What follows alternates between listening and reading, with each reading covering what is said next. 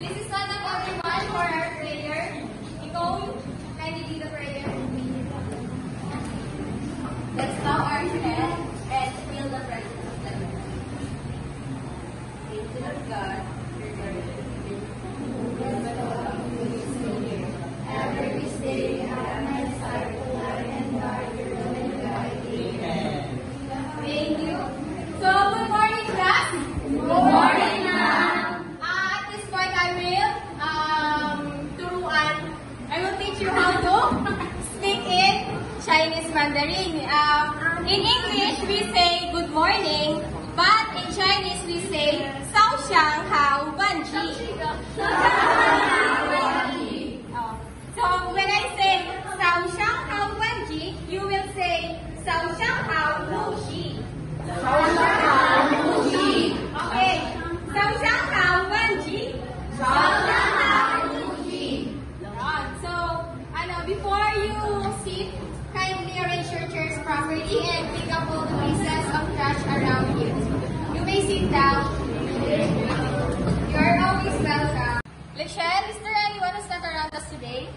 There are no absents today, ma'am. That's a good thing to hear. So, how's your day so far? Nice. Are you all happy? Yes! Oh, that's great. I'm glad that you are all doing great. So before we jump in our discussion, I have here the classroom rules. Everyone, can you read? Always be kind, be reachable, respect each other, raise your hand if you want to answer, be excited about learning new lessons. So, for us to have a better and safe learning, we should follow these rules. We are on the same board here, so we should always show our care inside the room. For our energizer, we will be having the energizer entitled Acting Out. All you need to do is to identify the title of the movies and then you're going to act the famous line from it. I will provide a famous line and if you want to try and answer, just raise your hand. Did you understand, class? Yes, ma'am. I know that you are all excited for this activity, so let's get started. Who wants to volunteer? Raisa. Okay, Raisa. Here is the line. You will guess the person who said that line and the title of the movie. Stand up, Raisa. Here it is. Kindly read it with your emotion.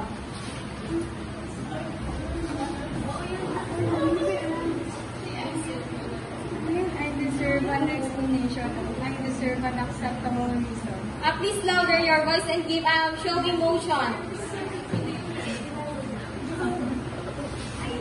I deserve an explanation. I deserve an acceptable reason. So, tayo mo soberano.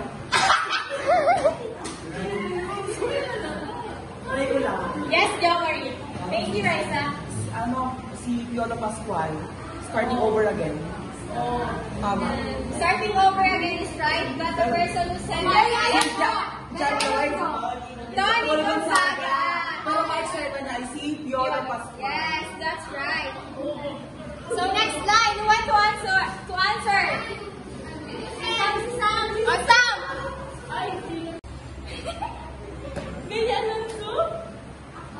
Recite the line. Pero bakit wala? Pero bakit parang ganito? Wait lang, wala pa na. Pero bakit kasalanan ko? Parang kasalanan ko. Ulit. Pero bakit parang galit ka? Pero bakit kasalanan ko? Parang kasalanan ko? What is the title of the movie? I don't know. First Sister in the Wedding. Yes. First Sister Before the Wedding. Bea Alonzo. You are right. So next, who wants to volunteer? Shehan.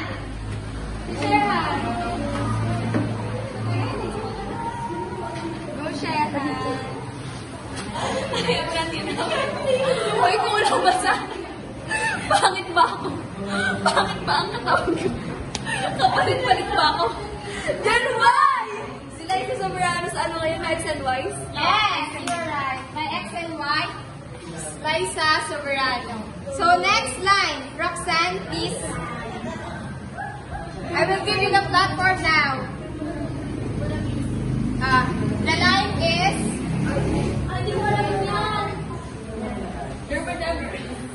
can you read na lang? And then try to guess. Go! There was never an us.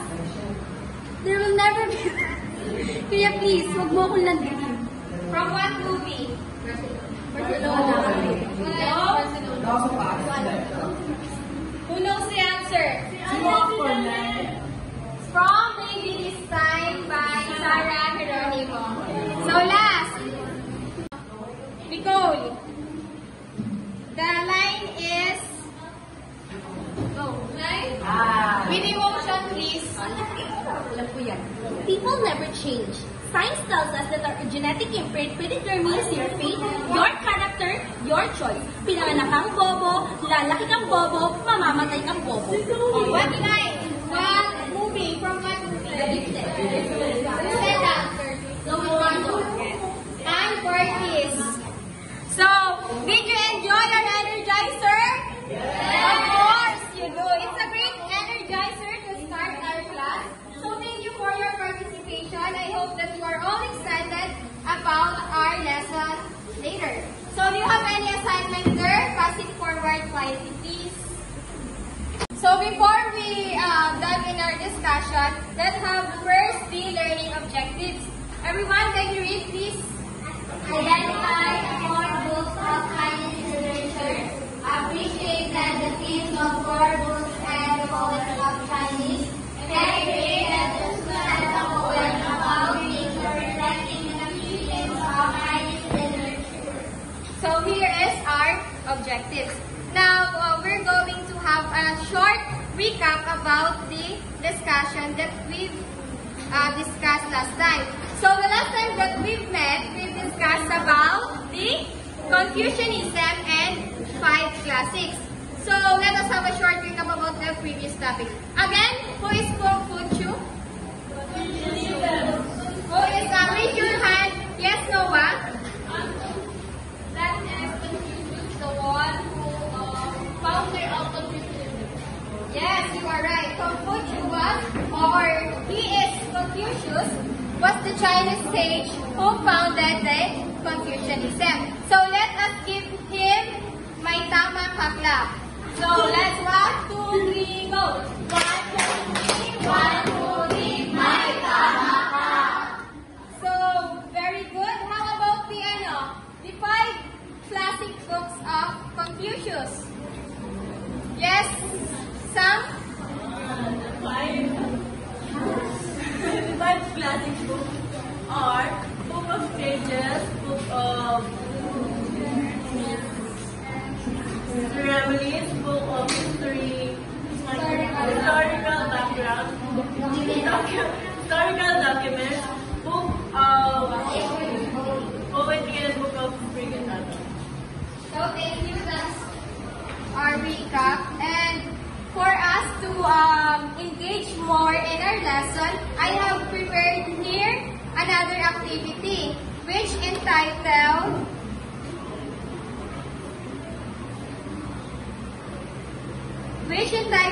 Hold Me Tightly, Don't Drop Me. So here are the mechanics of the game. Please, Abe, read the mechanics. Players form a circle. One player starts with a crumpled paper. Players toss the crumpled paper to each other. The goal is to catch it without dropping it. If a player drops the crumpled paper, they must unscramble the word or words on the paper. Once unscrambled, the player with the unscrambled word or words tosses the paper to the next player. The game continues until all the scrambled words were answered. Thank you, Faith. Are my instructions clear? Yes. Now let's do this activity. Let's form a circle class. Circle, please. Let's start the game. I will give it to Shehan and player who will start the game. So if I will signal 1, 2, 3, go, and you will again throw it to another person. So 1, 2, 3, go!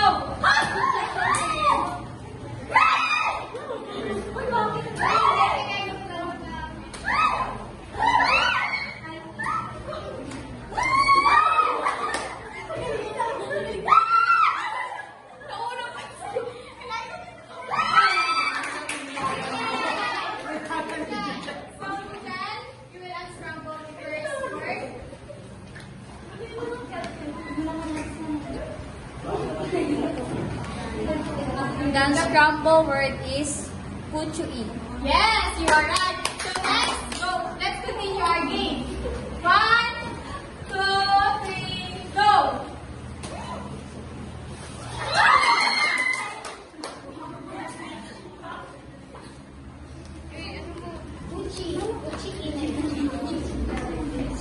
The next word is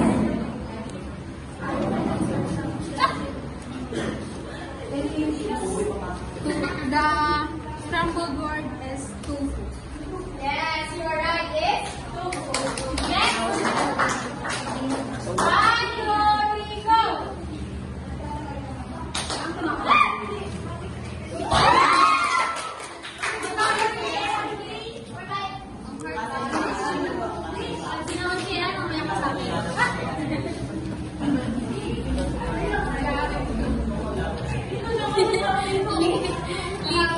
Yes, it's Liko. So 1, 2, 3, go.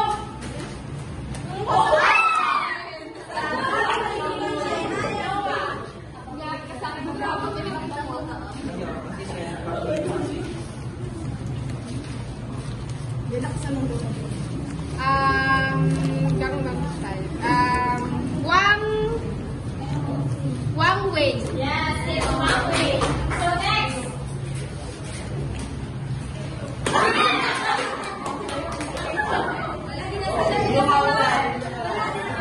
Stop counted. Stop counted.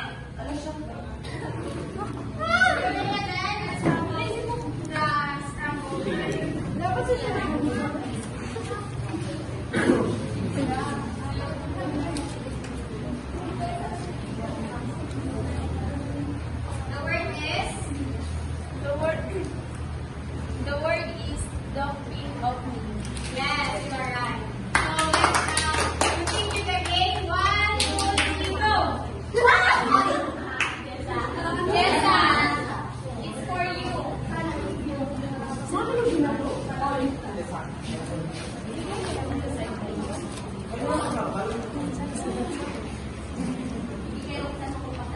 The next word is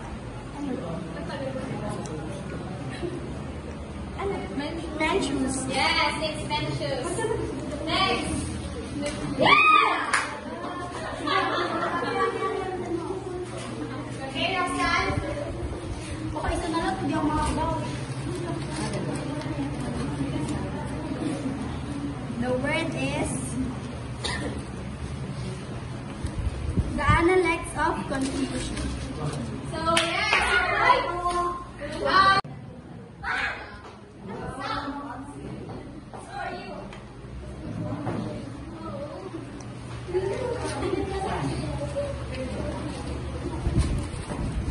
The last word is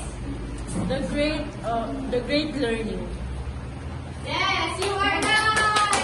Yes. Take your seat, class, and go up to for your participation. So here are the words. The words that we've unscrambled are. First word is si, puchui. Next is tofu. Third one is lipo. Fourth one is wang wei. Fifth is doctrine of the mean. Next is Mencius, the analects of Confucius, and the great learning. So from the words that you unscrambled earlier, what do you think our lesson today? Yes, Faye? I think our lesson for today is the IR It's about the prominent authors in Chinese literature. Yes. What's the answer? Yes, Shehan. What? I think these couple letters are somewhat related to the Chinese literature. Yes, you are right. So, but before entering to our topic, at this juncture, I have here a question. So, here is the question. Do you believe that familiarity with literature is important? Could you elaborate your answer? Could you elaborate on your reasoning? Yes, Jo Marie? Do you believe that familiarity with literature is important?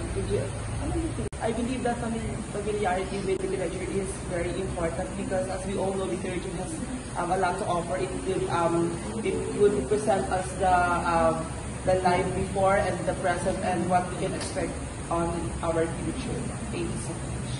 Yes, thank you, Jo Marie. Is there anyone who wants to answer? Yes, Lakshen? I believe that it is important to be familiar with literature because literature is anchored with one's culture and tradition as well as with one's identity. Thank you, Lakshen.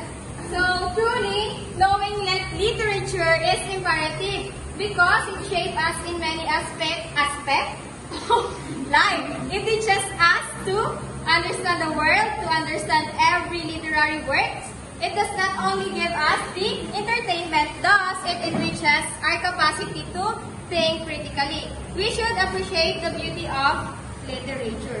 So at this point of time, we will continue the discussion about the Chinese literature, the 4 books and the Chinese poets. But before that, we will be having another activity again. I will give you a poem and after you read this, I will ask you a question. Do you get it, class? Yes, ma'am. So here is the poem.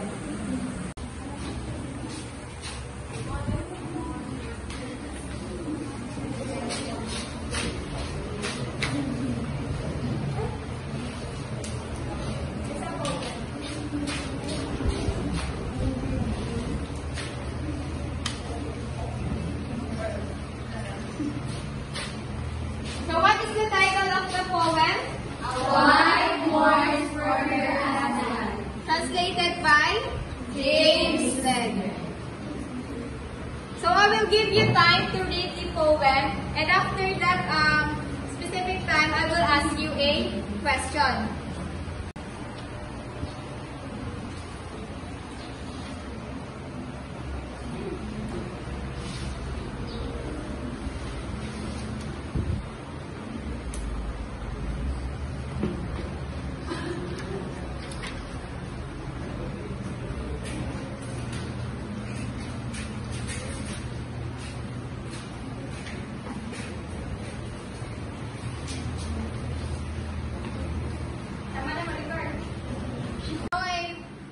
Shehan, please read the poem. Loud and clear, please.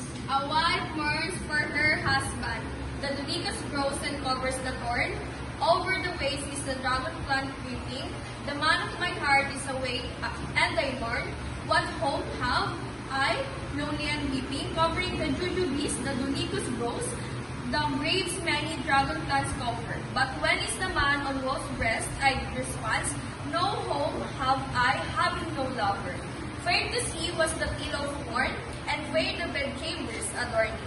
But the man of my heart is not here, and I mourn. All alone and wait for the morning, when the long days of summer pass over my head, and long winter nights leave their traces. I'm alone, till 100 years shall have fled, and then I shall meet his embraces. Through the long winter's night, I am burdened with fears. Through the long summer days, I am lonely. But when time shall have counted its hundreds of years, I then shall be his and his only. Thank you, Shehan. So after reading this poem, what did you observe or what is the poem trying to convey? What is the meaning of this poem? What do you think is the theme of this poem? What did you observe? Okay, Faye, what do you think is the theme of the poem or the message? I think the poem is all about the wife longing for her husband. Yes, that's. Who wants to answer? Who wants any other hand? Yes, Eliza. The poem entitled A Wife Longing for Her Husband, it talks about the meaning of a wife to husband. Yes, you are right. Now I will show you the key themes of this poem. So the key themes of this poem are separation and loss. So as you can observe in the poem, the speaker starts with lamenting for her husband's absence, highlighting the emptiness and lack of hope she feels without him. Next is enduring love. So as you can observe also in that poem, if the one she loved was not there, even though the one she loved was not there, she still loves him. Her love remains steadfast. So, in reality, we are all familiar with love, right? So, in reality, when things get tough and became worse, where do we run? Or what, or who do you consider your home? When everything feels so tough and worse, what or who do you think consider your home? Anyone? Yes, Jo Marie? Loved ones, it could be your family and friends, because I believe that home is not just, but home could be a person. Yes, thank you. Any other answer? Yes, Nicole? I agree with what Robert has said because as he said, home is not just a place where you can sleep or where you live. It is a person who can make you feel safe and loved. Yes, thank you for your answer. So we have different home that we can consider, right? So we should remember always that when things get tough, we have family, we have friends, we have God to accompany us. So now at this point, we will be proceeding to the 4 books of Confucianism. In our previous lesson, we've discussed the 5 classic books of Confucianism, right? But now we will be focusing in 4 books. The 5 classic are the so-called Wujing, and the 4 books, which is Sishu, collectively create the foundation of Confucianism. The 5 classics and 4 books were the basis of the civil examination in Imperial China and can be considered the Confucian canon. So the 4th book consists of the Great Learning, the Analects of Confucius, Mencius, and the Doctrine of the Myth. So there is Su Shi prescribed a specific order to the 4 books and 5 classes. So the 4 books were to be read before the 5 classic and were to be read this way. So Su Shi was a Chinese historian, philosopher, poet, and politician of Southern Song Dynasty. He was the most influential in the development of Neo-Confucianism. So he prescribed an order. So he said that I want men first to read the Great Learning to fix upon the pattern of Confucian way. Next is the Analects to establish its foundation.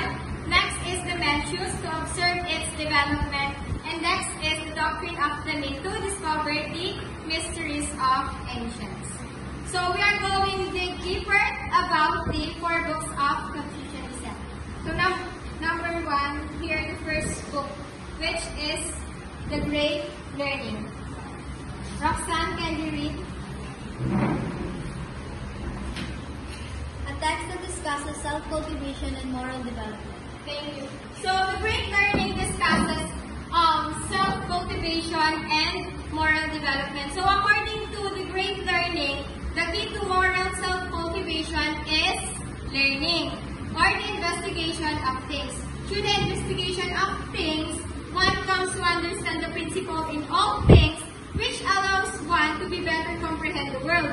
Through this moral self-cultivation, one's principle and psychophysical stuff are in harmony, leading to consistent moral behavior.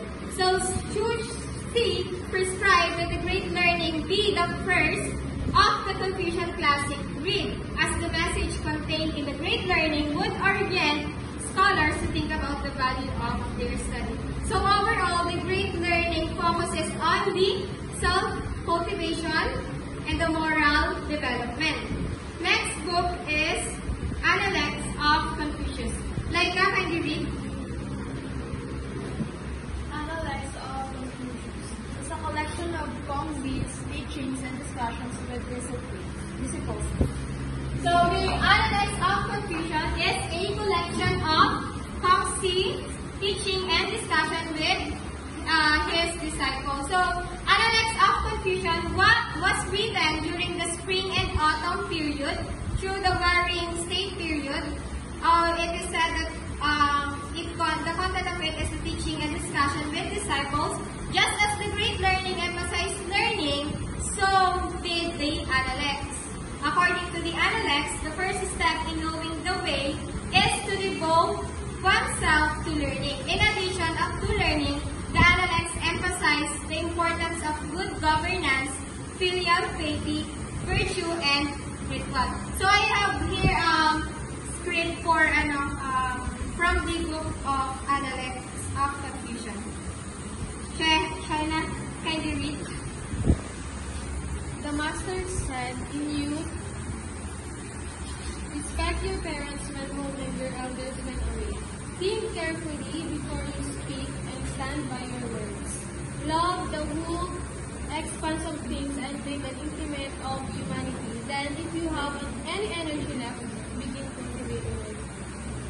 So after reading this passage, what do you think is the message of it? What is the content of this line from the book of Analects? Yes? Yes, Jo Marie, what do you think is the message of it? Yes. Sige, go. The master said, in youth, respect your parents when home and your elders when away. Think carefully before you speak and stand by your words. Love the whole expanse of things and make an intimate of humanity. That if you have any energy left, begin cultivating yourself. So the passage says that we should honor our parents, we should love the elders. I mean, when we are home, we should love our parents, and when we are away from home, we should also respect the elders, even though we're not related to them.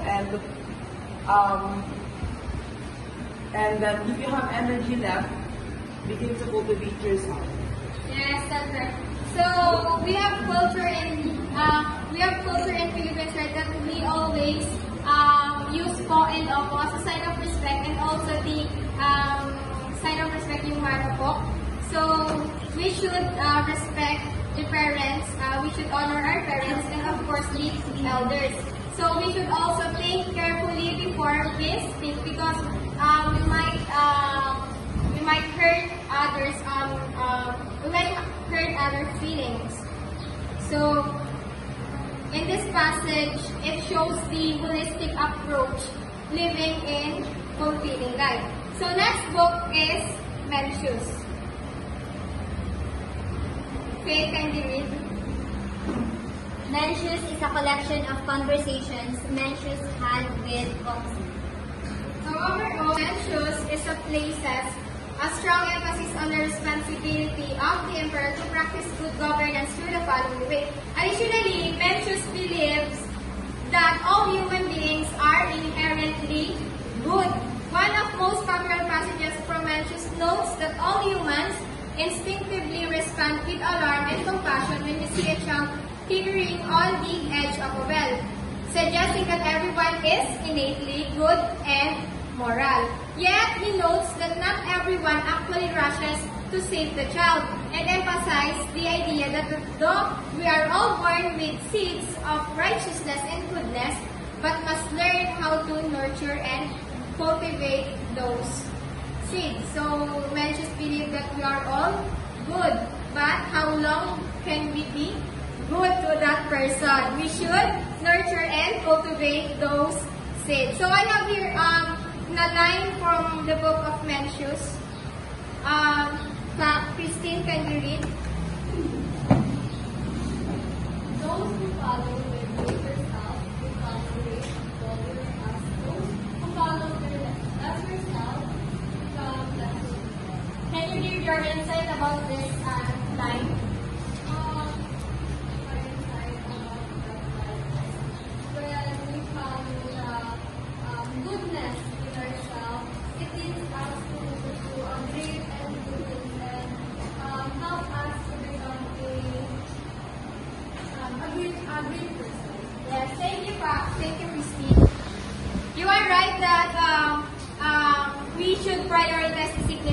having moral discipline. We should follow our greater selves to become great people. So if we follow our less self, we become lesser people.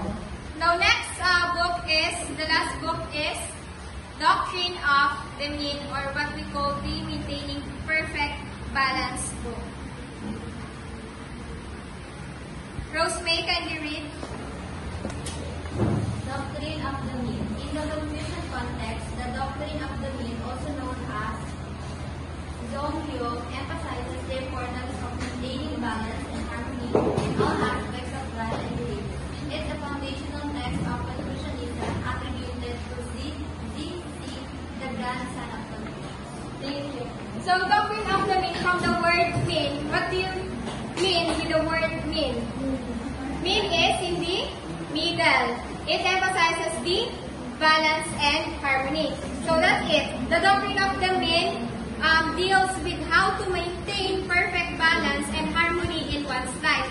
The doctrine of the mean focuses on following the way and acting in accordance with what is right and natural, but acknowledges that people often are encouraged do not act properly. To rectify the situation, people are encouraged to engage in moral self-cultivation to act properly. In addition, the doctrine of the mean emphasizes the fact that the good governance rests with men, and the rulers who maintain balance are not only more effective but also encourages the way in others. So I have here a line from the book of Doctrine of the Mean.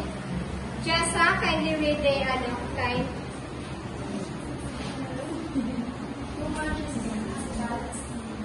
Thank you. So what is your insight about this line? Too much is as bad as too little.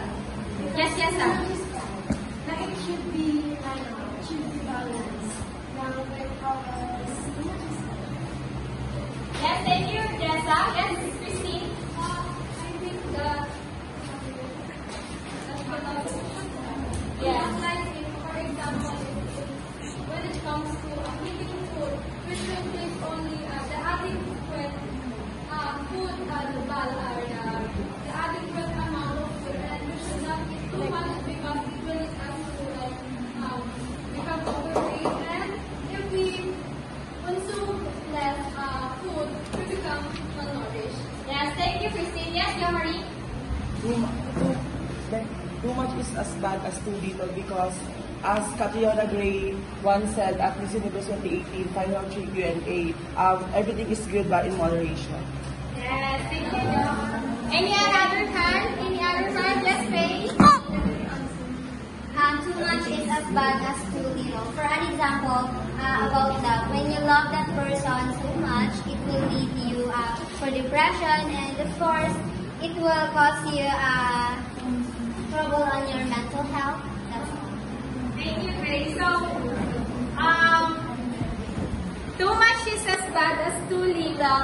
It emphasizes the significance of being balanced and harmony. So in this passage, it prioritizes being in the middle, or it should be balanced always. So after learning the 4 books of Confucianism, so what did you observe? So we have 4 books, right? First one is The Great Learning. Second one is Analects of Confucius. Third one is Mencius. And the fourth one is The Doctrine of the Mean. So after learning the 4 books of Confucianism, what did you observe? Yes, Faye? After learning the 4 books, I have observed that those books are really focused on teaching someone on how to be disciplined, and of course to teach a moral lesson. Yes, thank you. Let us give her 5 claps. Any other hand? Yes. Yes, China. I think if you read those books will lead you to have your personal growth. Yes. Thank you, China. So you are right that the four books teaches us the humanity and relationships. So Confucianism places great importance on Ren. What again is Ren? Ren is benevolence and humanity. It emphasizing the cultivation of virtues like benevolence, righteousness, wisdom, and trustworthiness. So those virtues are essential for harmonious relationships within the family, society, and the world. So at this point, we will be having another activity for our new lesson, but it also resonate with the Chinese literature. So the activity is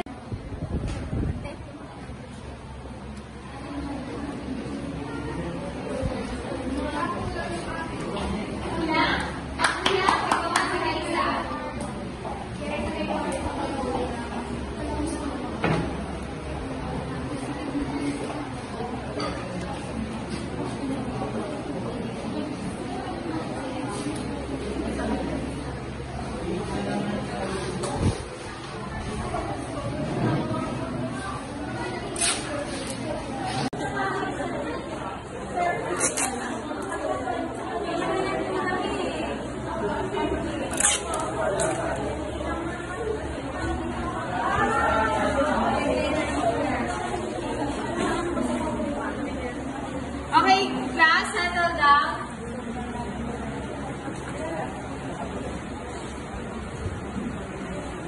So the pictures that you will puzzle are the Chinese poets. So we at this point of time we will be discussing the four famous Chinese poets of Chinese literature. So kindly read the four famous Chinese poets.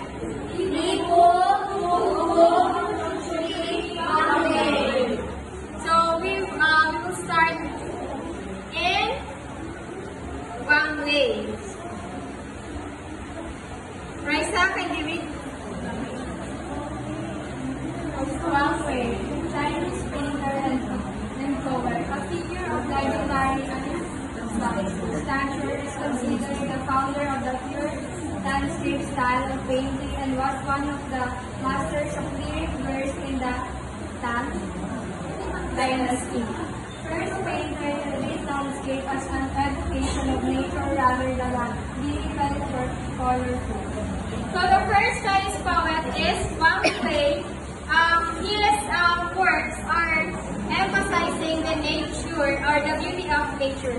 So Wang's poems, which are preserved, are admired for his sensitivity to nature. He is believed to have been the first painter to treat landscape as an evocation of nature rather than as vehicle for colorful artificial decorations, which was accepted manner of his day. So here are some of his work. First poem is The Cold Mountain. Carlo, can you read? The cold mountain birds start the autumn stream goes murmuring, leaning on my staff, beneath the wicked tree, in the rushing wind I can feel the current of peace. As you read the poem and as you observe, what do you think is the message of the poem, or did the author use imagery in his work? Yes, the author is imagery in his work to what it shows as his works usually talks about the relationship of the nature. So the words such as cold mountain, murmuring on, rushing wind shows the imagery in the work. Yes, thank you, Carlo. So what do you think is the other way of the behind message of this poem? Can we relate this poem in our life? As you said that the cold mountain turns dark green, the autumn stream flows murmuring on, leaning on my staff beneath the wicket gate, in the rushing wind I hear the cry of the aged cicada. So in this poem, It captures the essence of autumn and the passage of time through vivid imagery. So the poem portrays a reflection of the cycle of life and death, right? So the speaker facing the realities of aging. He finds solace in the beauty of nature and the enduring flow of life. So the poem reminds us that even in the face of adversities, there is beauty and meaning to be found in natural world. So here is the another work of Wang Wei, which is entitled Departure. Everyone, please read. I have just seen you go down the mountain. I will slowly fade in the setting sun. The grass will be green again the coming spring, but will no longer return. So what do you think is the message of this poem from the word from the title itself, Departure? Yes, Noah? The message behind this poem. You can read it first. The passive, the ending. Yes, the meaning of the poem Departure is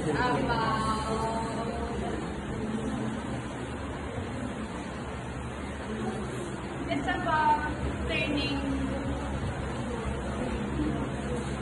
going back. I think it's about going back to where you belong. Thank you, Noah. So, do you have any other answer? Yes, Faith? What do you think is the meaning of this? From the title itself, Departure. When you say departure,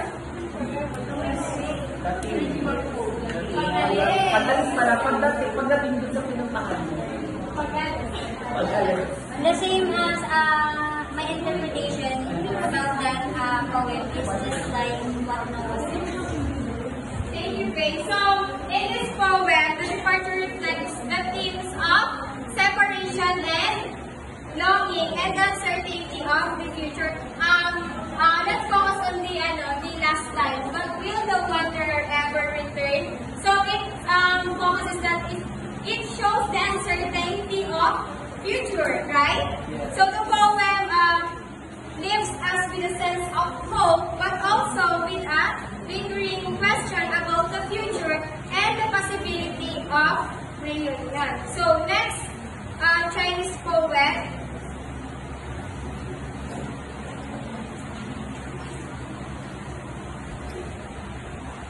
So next is Li Po. Yes, I think can you read? Li Po, Chinese poet, one of the greatest figures of Chinese literature, was born into the minor nobility in what is now Sichuan province after an apprenticeship with a Taoist hermit in a time of Manlin. He lived briefly as a poet at the Tiang court in Xiangnan but left as a result of injury. So Li Po, according to legend, Li Po was drawn while drunkenly leaning from a boat to embrace the moon's reflection on the water. So most of Li Po's output is lost, but about 2,000 poems collected in 1080 are remarkable for their musical quality, rich and exact imagery and use of language. So their themes are the sorrows of those separated by the demands of duty, the relief found in wine, and the Taoist appreciation for the awesome tranquility of mountains and rivers and the sense of the mysteries of life. So here is his work. Carla, can you read? If you were to ask me why I dwell among green mountains, I shall laugh silent. My soul is serene. The peach blossom follows the moon water. There is another heaven and earth beyond the world. So what do you think is what is your interpretation about this poem, Conversation in the Mountains? I think it's about the concept of heaven and earth. I think the last line, there is another heaven and earth beyond the world of men, we have different interpretations of heaven and earth. We can say that you can experience heaven which is earth, but there's a clear distinction of heaven and earth in terms of the Chinese. Yes, thank you, Carlo. So in this poem, Conversation in the Mountain, it shows the power of nature. Sometimes we find solace in solitude, right? So, there's if you want peace, if your minds are full of stress and anxiety, depression, you can go in mountains to refresh your mind, to revive your soul from these stresses in your life. So next Chinese poet is Tofu. Roxanne, can you read? Hindi siya naman afford. Tofu is regarded by many as greatest Chinese poet. Tofu was raised according to Confucian tradition in a family known for its scholarly interest. He was influenced by Taoist philosophy and by the poet Li Po, but eventually he embraced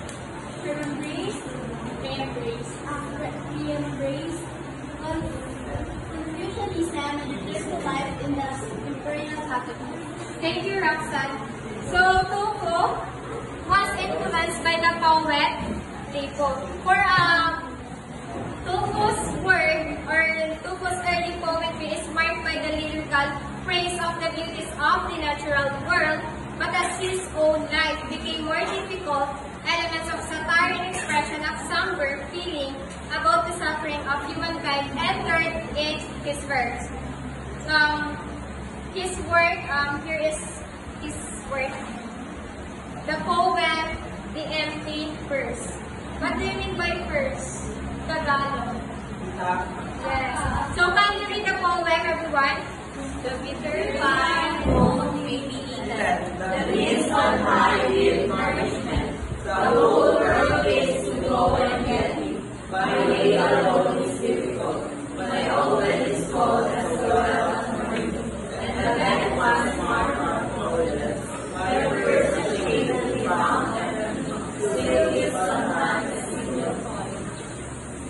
So after reading the poem entitled The Empty Verse, what do you think, or what is your interpretation about this poem?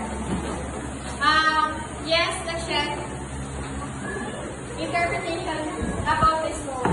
My interpretation of the poem is about poverty, about someone suffering from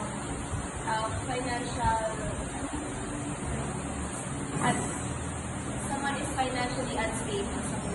Yes, thank you, Lachelle. So the poem is a testament to the human capacity for resilience on the face of adversity. Despite the poverty and lack of resources, the speaker finds strength in their resourcefulness and their unwavering hope. Even in the darkest of times, there is always a reason to keep going. So keep moving forward. Don't let darkness cover you. So next poem is, the last but not the least, is Pochui. Yes, Marie, can you read?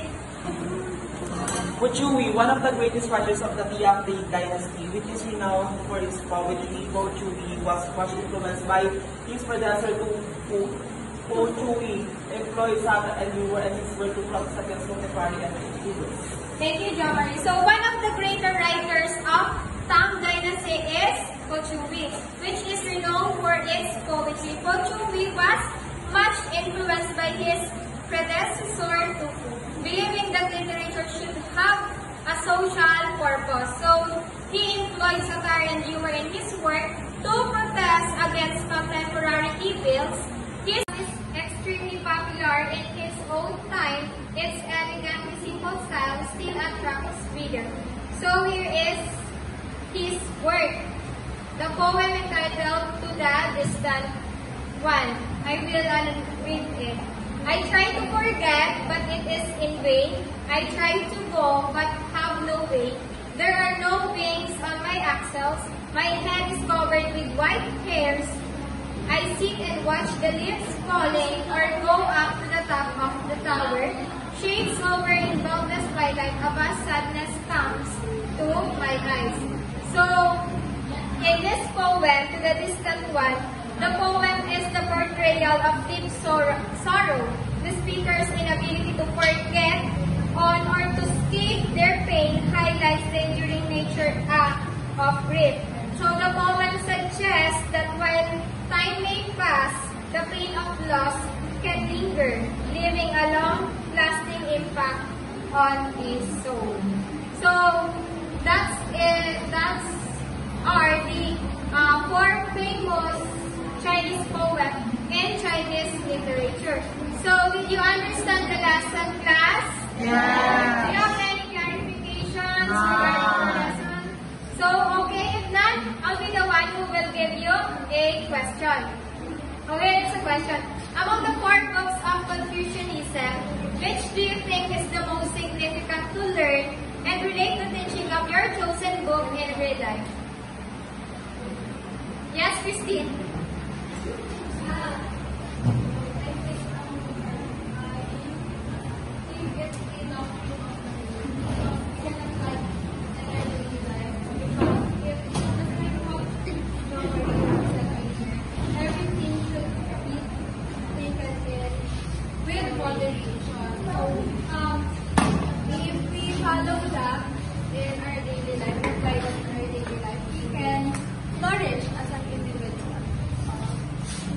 Thank you, Christine.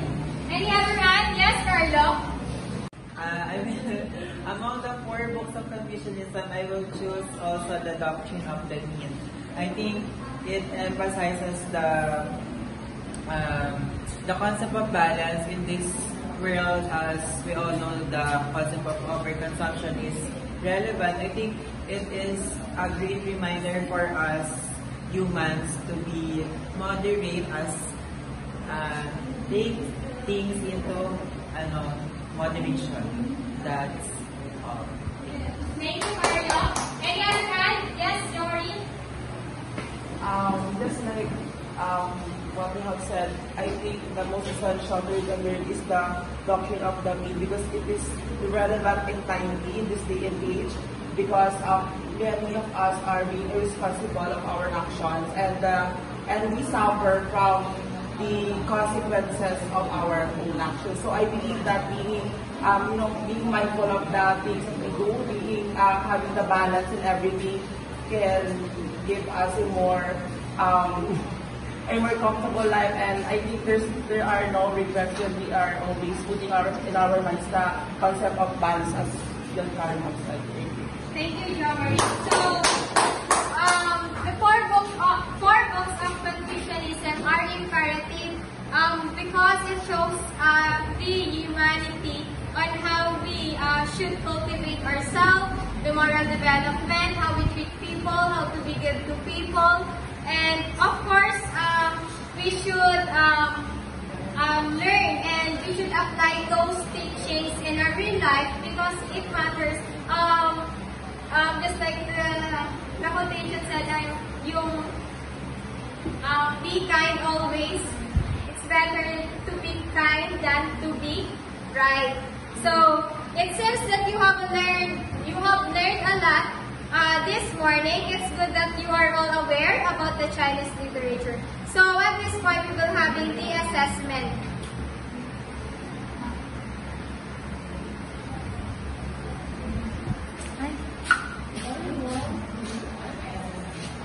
Yes.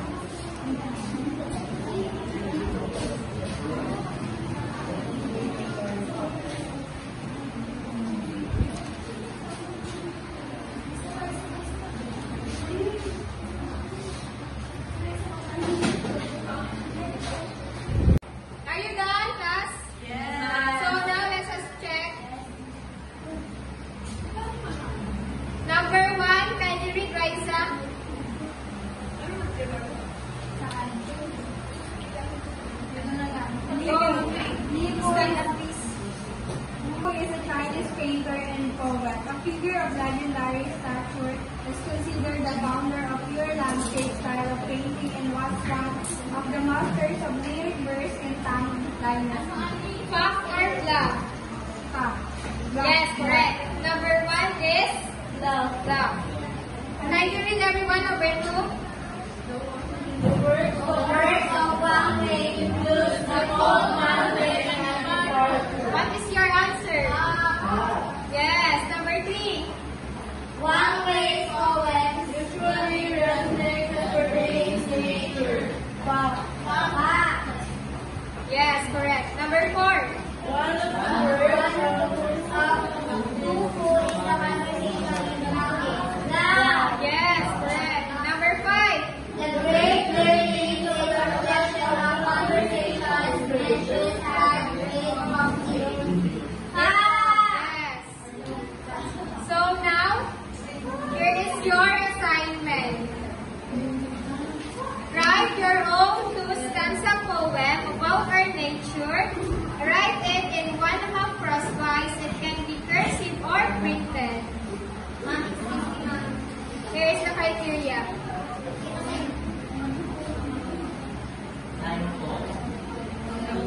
Don't forget to use imagery in your work.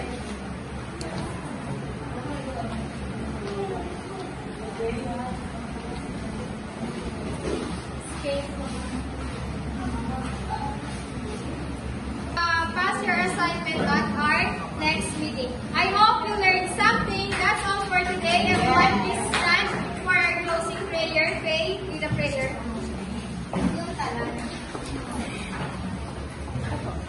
Itungo po natin ang ating mga unang nandito natin ang protection ng Panginoon sa kanya ng mga anak ng Diyos. Lord, unang-una po sa lahat, magandang tanghali po. Nagpapasalamat po kami sa mga biyayang ipinatulog niyo po sa amin. Maraming salamat sa paggabay sa amin. Hapon sa ingat po sa bawat isa sa amin. Lalo tigit po sa aming mga mahal sa buhay na naiwan po namin sa aming mga tahanan. At yun din po ang aming mga kaguruan na walang sawang pinili sa amin. Maraming salamat sa katalinuhan at kalakasan niyo po ang pinagkakaloob sa amin. Patawarin niyo po kami sa aming mga pagkakasala, mapasa-isip, sa salita at sa luwa. Piling po namin, Lord, ang patuloy niyo po ng pagkakaloob ng biyaya, kalakasan, katalinuhan sa bawat isa sa amin, lalo tigit po sa mga kaguruan. Piling po namin, Lord, na nawa po ay ingatan niyo po ang bawat isa sa amin, lalo tigit po ang aming mga mahal sa buhay. Ingatan niyo po ang bawat isa sa amin, na sana po ay makauwi po ng ligtas ang bawat isa. At hiling po namin, Lord, na sana maging successful po ang aming presentasyon mamaya. At kayo na po ang bahala sa aming lahat, Lord. Ito lamang po ang aming samot dalangin sa inyong matamis sa mataas sa pangalan